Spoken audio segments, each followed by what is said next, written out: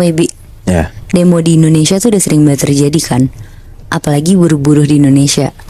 Gue suka kasihan deh ngelihat buruh yang lagi memperjuangkan haknya. Bukan yang ngedapetin haknya, tapi malah kehilangan nyawanya. Wow. Nah, gue dapat satu cerita Moebi dari salah satu buruh yang ikutan demo dan ngelihat kematian buruh lain di depan matanya secara tragis pada tahun 2007. Jadi kita sebut aja buruh yang ngelihat ini tuh namanya Nusa. Nusa ini tuh umurnya 22 tahun dan dia adalah salah satu buruh pabrik di luar Jakarta yang pengen demo ke depan gedung-gedung pemerintahan yang ada di Jakarta. Kenapa Nusa mau ikutan demo? Karena dia tuh ngerasa kalau upah dia tuh gak sebanding sama pekerjaan dia yang berat setiap hari. Ya intinya sih kayak pengen minta kenaikan upah lah Moebi. Berangkatlah Nusa dan buruh-buruh lainnya tuh naik kereta ke Jakarta sekitar jam 5 pagi.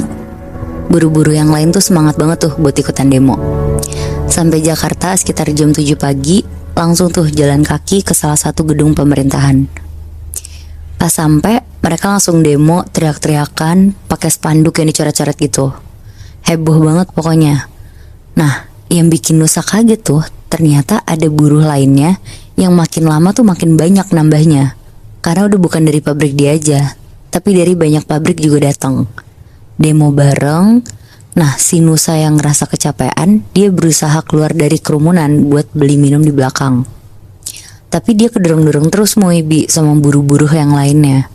Gue gak kebayang ya berarti sepadat apa itu sampai jalan aja tuh sesusah itu. Yeah. Dan karena makin lama makin siang, jadi matahari makin terik kan. Nusa tuh jadi makin ngerasa dehidrasi banget tuh dia sendiri. Dan dia juga bilang katanya dia tuh udah gak kuat banget buat ngelanjutin. Akhirnya dia pelan-pelan berusaha jalan lah ke belakang. Nah pas dia jalan ke belakang Moebi, tiba-tiba tuh ada gas air mata ditembak ke udara gitu. Pokoknya di situ dia tuh ngerasa kalau ini tuh udah gak kondusif sama sekali. Akhirnya dia buru-buru tuh mau ke belakang, ditabrak-tabrakin lah orang yang lain. Nah gas air matanya makin banyak, matanya perih banget, tapi dia masih berusaha tuh jalan ke belakang. Terus pas dia lagi jalan, tiba-tiba tuh dia berhenti. Karena ada satu buruh yang jatuh, bahkan saking udah gak beraturannya, buruh yang jatuh ini tuh keinjek-injek gitu Moebi. Allah. Nah buruh yang jatuh keinjek-injek ini tuh kelihatan kehabisan oksigen gitu, karena dia posisinya di bawah gitu kan. Bener-bener si Nusa tuh ngeliat sambil najemin matanya yang susah banget karena perih. Tapi si Nusa tuh juga gak bisa nolongin, karena dia pun kondisinya lemes juga Moebi. Yeah. Akhirnya buruh itu tuh keinjek-injek, ketiban, sampai meninggal di tempat. Wah anjir, kasian banget. Nah di situ Nusa yang udah berhasil keluar dari kerumunan tuh kaget banget ngeliat buruh itu tuh digotong sama buruh-buruh lainnya pas udah lumayan kondusif. Dan Nusa berusaha mau ngeliat kan. Akhirnya ngintip lah si Nusa ke buruh yang lagi digotong itu. Nah pas si Nusa ngeliat, buruh itu tuh meninggal dengan kondisi matanya tuh kebuka, melotot, dan matanya tuh merah gitu. Di situ Nusa refleks langsung mundur ke belakang saking kagetnya kan. Dia langsung mau pulang di detik itu juga, karena sebenarnya dia juga takut banget tuh ngeliat itu. Karena itu kan kayak demo pertamanya si Nusa kan. Iya.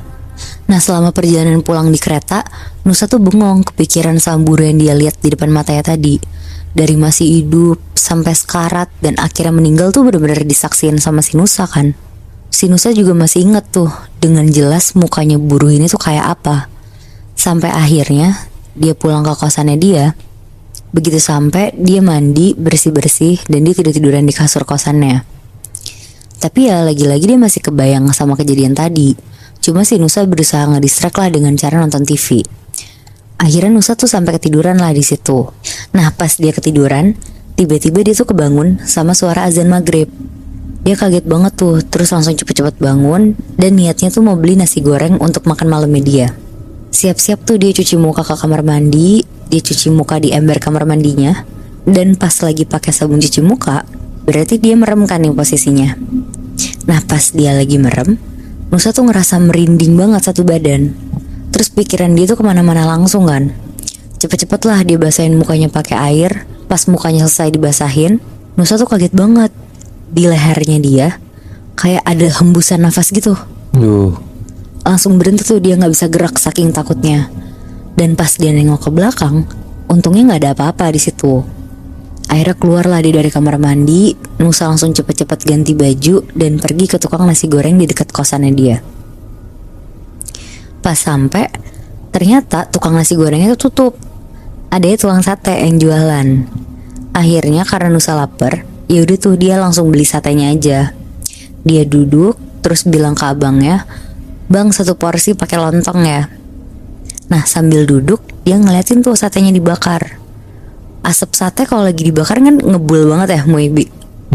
Nah pas satenya lagi dibakar, tiba-tiba Nusa tuh ngeliat di balik asap itu tuh ada bayangan kayak manusia gitu. Karena agak nggak kelihatan ketutupan asap, Nusa berusaha lah najemin matanya tuh buat ngeliat. Dan pas Nusa udah bisa lihat jelas, dia ngeliat Muibi ada sosok buruh yang tadi siang dia lihat.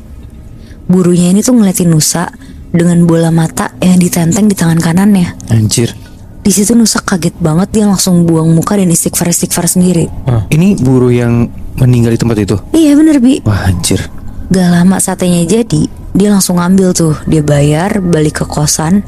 Pokoknya dia jalannya cepet-cepet banget sambil istighfar. Dan akhirnya sampai tuh ke kosannya. Nah sesampainya di kosan, dia langsung masuk kosan, nutup pintunya cepet-cepet dan ngunci pintu kamar kosannya. Si Nusa berusaha gak mau takut dan mikirin apa yang dia lihat tadi lah pokoknya. Dia langsung nyalain TV dan dia makan sate yang udah dipesan tadi. Tapi ya namanya juga manusia, mana bisa kan gak mikirin apa yang barusan dia lihat. Iya.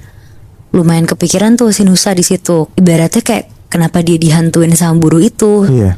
Padahal si Nusa kan gak ngapa-ngapain, apalagi sampai nyebabin si buruh ini meninggal kan. Iya. Cuma ya udahlah, akhirnya selesai makan, Nusa tiduran di tempat tidur dan dia langsung ketiduran lah karena kekenyangan. Nah pas Nusa lagi tidur Bi, kan biasanya pakai guling ya kalau tidur. Ini tuh Nusa pas udah ketiduran, dia yang kayak setengah sadar nyariin gulingnya gitu. Dia ngeraba-raba tapi kayak nggak ketemu-temu gitu. Sampai akhirnya karena dia harus pakai guling tidurnya, dia sampai kebangun tuh. Dia cariin sekitar kasurnya, gulingnya nggak ada. Akhirnya dia coba raba-raba kolong kasurnya dia. Jadi tipe kasurnya tuh yang di bawahnya bolong gitu loh. Nah pas diraba-raba ketemu tuh. Ternyata gulingnya dia tuh jatuh ke bawah. Akhirnya berusaha ditarik lah tuh sama Nusa si gulingnya ini. Padahal ya guling kan harusnya ringan banget ya. Iya. Tapi pas ditarik-tarik sama Nusa tuh gak bisa, kayak susah gitu. Akhirnya Nusa turun ke lantai buat ngambil guling ini. Dan pas dia narik gulingnya, ketarik tuh Bi. Dia dapat gulingnya. Tapi ternyata di guling itu tuh ada sosok buruh yang tadi dia lihat lagi melukin gulingnya Nusa. Ih, wah anjir. Di situ Nusa langsung ngelempar gulingnya. Dia istighfar nggak berhenti dan akhirnya dia juga udah nggak kuat tuh. Akhirnya pelan-pelan dia sambil istighfar sambil keluar dari kamar kosannya. Dan pas berhasil keluar dari kamarnya, si Nusa langsung lari kenceng banget dan dia berhenti di musola yang nggak jauh dari kosannya. Nusa mutusin untuk tidur di musola aja tuh malam itu karena dia yakin kalau di musola tuh nggak mungkin ada gangguan makhluk halus juga kan. Nah tapi Bi, nggak sampai situ aja. Pas Nusa mau masuk musolanya, baru jadi buka sendal sebelahnya. Pas dia lihat kanan, sosok buruh itu tuh ada lagi ngeliatin Nusa dari bawah pohon yang lumayan jauh dari musola sambil masih nenteng bola mata sebelahnya. Anjir serem banget sampai dikejar-kejar gitu ya. Nah di situ Nusa tuh langsung mempercepat langkahnya buat masuk musola. Dan begitu masuk, Nusa tuh nggak sengaja ketemu sama Ustadz di dalam situ. Langsung lah Nusa sambil ngos-ngosan tuh konsul sama si Ustadz ini. Ngasih tahu kalau tadi siang tuh dia lihat satu buruh yang meninggal di tempat. Tapi sampai sekarang dia tuh masih diikuti nih sama sosok buruh yang udah meninggal ini. Bahkan dengan kondisi yang gak wajar. Ngedenger itu Ustadz tuh langsung ngajak Nusa buat sholat isya dulu, baru lanjut ngobrol lagi kan. Dan pas sholatnya udah selesai, Nusa dipanggil lah sama si Ustadz ini. Di situ Ustadz tuh bilang kalau misalnya si sosok buruh ini tuh mau nyampein pesan ke Nusa. Tapi ya Nusa gak percaya kan. Cuma setelah ngobrol panjang lebar, ternyata dia percaya kalau misalnya si Ustadz ini tuh bisa ngelihat hal-hal yang kayak gitulah. Bahkan bisa sampai berkomunikasi juga tuh si Ustadz itu. Katanya si Bi, sosok buruh ini tuh sedih banget dan ngerasa yang bisa bantu tuh cuma si Nusa ini. Dia mau minta tolong kasih tahu keluarga di kampung kalau dia tuh udah nggak ada. Cuma si buruh ini tuh bingung banget gimana caranya. Akhirnya dia ngikutin Nusa kemanapun si Nusa ini pergi Bi. Di satu sisi kasihan sih anjir. Kayak dia kan niatnya cuma mau nyampein pesan ya. Iya. Tapi kita sebagai manusia ngelihat ada sosok yang ngikutin kita, kita pasti nggak ngerti maksud dia apa kan. Iya. Walaupun niatnya cuma mau nyampein pesannya doang, tapi kalau kita diliatin kayak gitu serem banget sih Bi ya. Iya, jadinya hitungannya ya malah jadi ketakutan karena kita nggak ngerti kan. Iya. Pun juga dari Nusanya jadi nggak tahu nih kenapa gue yang dihantu.